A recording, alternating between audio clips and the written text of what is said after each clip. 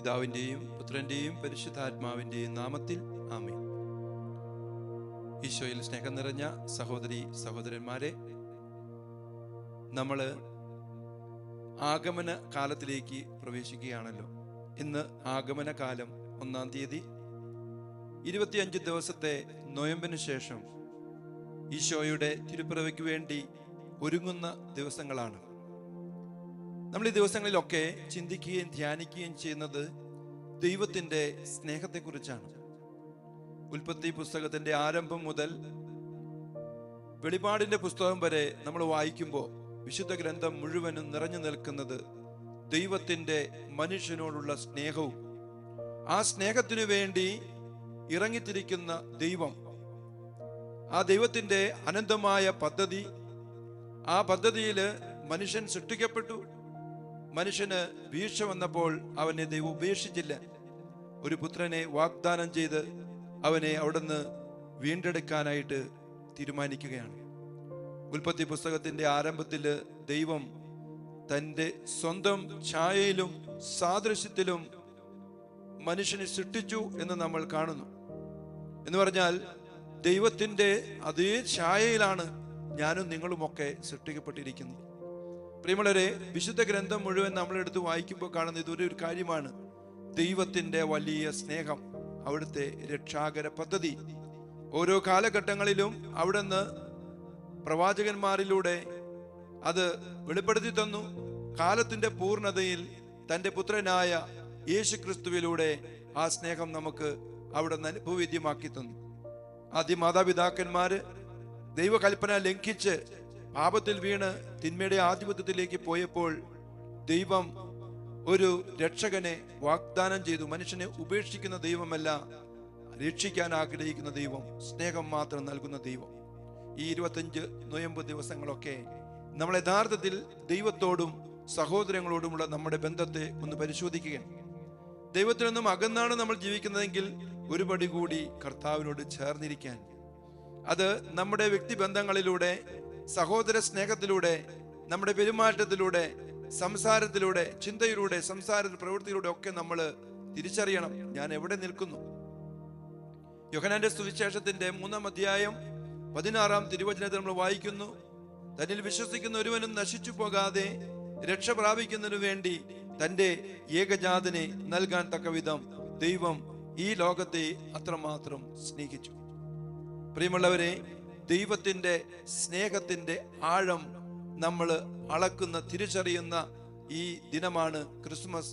അതിനുള്ള ഒരുക്കമാണ്. ഈശോ നമ്മളിലേക്ക് കടന്നു വരാൻ തക്കവിധം നമ്മുടെ ഹൃദയ കവാടങ്ങളെ നമ്മൾ തുറക്കണം. കർത്താവിന് വഴിയൊരുക്കാനായിട്ട് വന്ന സ്നാപകന്റെ വാക്കുകൾ അതായിരുന്നു: നിങ്ങൾ മാനസാന്തരത്തിന് യോജിച്ച ഫലം പുറപ്പെടുവിക്കണം. വൃക്ഷങ്ങളുടെ വേരിന് കോടാലി വയ്ക്കപ്പെട്ടിരിക്കുന്നു.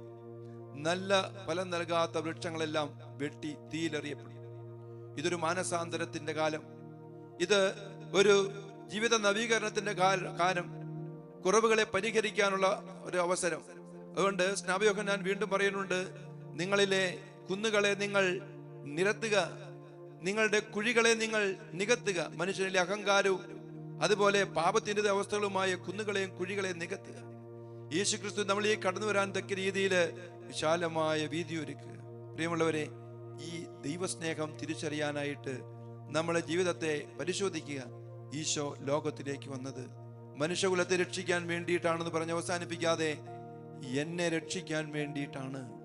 എന്നെ അവിടുന്ന് വ്യക്തിപരമായിട്ട് സ്നേഹിക്കുന്നു.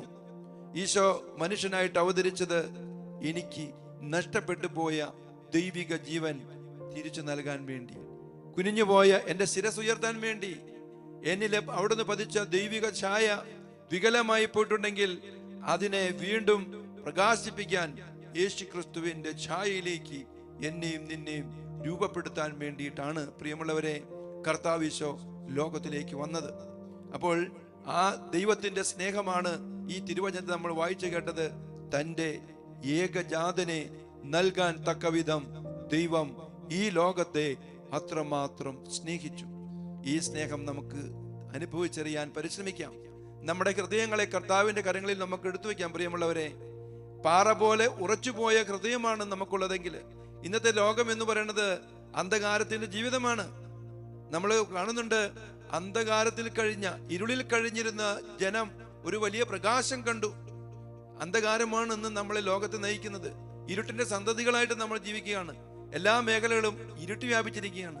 സഹോദരങ്ങളെ കാണാൻ പറ്റുന്നില്ല. പാപത്തിന്റെ അടിമത്തമാണ്.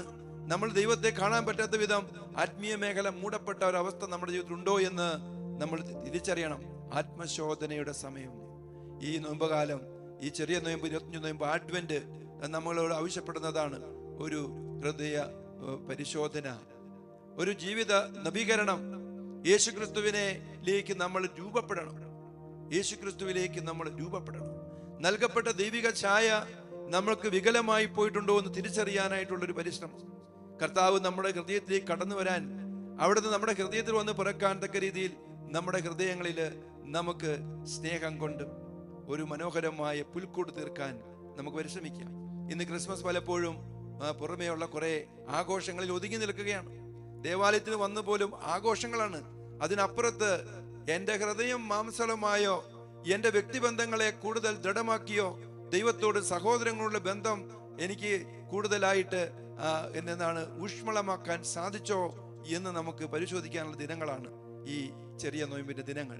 ഈ ഡിസംബർ 1 നമ്മൾ കടക്കുമ്പോൾ പ്രിയമുള്ളവരെ, നമുക്ക് ദൈവത്തിന്റെ സ്നേഹത്തെ തിരിച്ചറിയാം. ഉപേക്ഷിച്ചു പോകുന്ന ദൈവമല്ല, തേടി കണ്ടെത്തുന്ന ദൈവം. എത്രയോ വലിയ തീരുമാനമാണ് ദൈവം.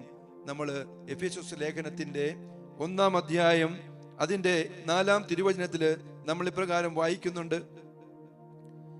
അവിടെ ഇപ്രകാരമാണ് നമ്മൾ വായിക്കുന്നത്. എഫേസ്യസ് ലേഖനം 1-ാം അധ്യായം 4-ാം തിരുവചനം: തന്റെ മുൻപാകെ സ്നേഹത്തിൽ പരിശുദ്ധരും നിഷ്കളങ്കരുമായിരിക്കാൻ ലോകസ്ഥാപനത്തിന് മുൻപ് തന്നെ അവിടുന്ന് നമ്മെ ക്രിസ്തുവിൽ തിരഞ്ഞെടുത്തു. എന്നെ നിന്നെയും വ്യക്തിപരമായി അറിയുന്ന ദൈവം, വ്യക്തിപരമായി രക്ഷിക്കാൻ ആഗ്രഹിക്കുന്ന ദൈവം. ആ ദൈവത്തിനെ നമ്മൾ ഉപേക്ഷിച്ചു പോകരുത്. ആ ദൈവത്തിന്റെ സ്നേഹം കൊണ്ട് നിറയണം. ആ സ്നേഹം നമ്മൾ മറ്റുള്ളവരിലേക്ക് നമ്മൾ പ്രശോഭിപ്പിക്കുക, മറ്റുള്ളവരിലേക്ക് പകരുക. എൻ്റെ കുടുംബ ജീവിതത്തില്, എൻ്റെ പൗരോഹിത്യ ജീവിതത്തില്, സമർപ്പണ ജീവിതത്തില് ഞാൻ വ്യാപരിക്കുന്ന ഇടങ്ങളിലൊക്കെ മറ്റുള്ളവർ തിരിച്ചറിയട്ടെ, ഞാൻ വേർതിരിക്കപ്പെട്ടവൻ, ലോക സ്ഥാപനത്തിന് മുൻപ് തന്നെ യേശു ക്രിസ്തുവിൽ പ്രത്യേകമായിട്ട് വേർതിരിക്കപ്പെട്ട വ്യക്തി. അതുകൊണ്ട് നമ്മൾ സ്നേഹത്തില് അതുപോലെ പരിശുദ്ധരാകണം, നിഷ്കളങ്കരാകണം. കർത്താവ് തിരഞ്ഞെടുത്ത ദൈവത്തെ തിരഞ്ഞെടുക്കപ്പെട്ട ജനമായിട്ട് ജീവിക്കണം. നമുക്കൊരു നിമിഷം കണ്ണുകളടച്ച് ഈ ഡിസംബർ ഈ നൊയമ്പിലേക്ക് കടക്കുമ്പോൾ ഈ 1-ാം തീയതി പ്രാർത്ഥിക്കാം. സ്വർഗീയ പിതാവേ, അങ്ങയുടെ ഏറ്റവും വലിയ സ്നേഹമാണല്ലോ അങ്ങയുടെ ഏകപുത്രനായ മിശിഹായെ ഞങ്ങൾക്ക് നൽകാൻ അങ്ങ് തയ്യാറായത്.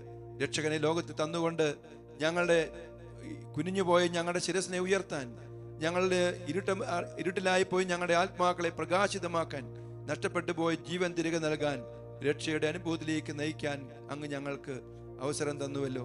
വലിയ സ്നേഹത്തിന് നന്ദി പറയുന്നു.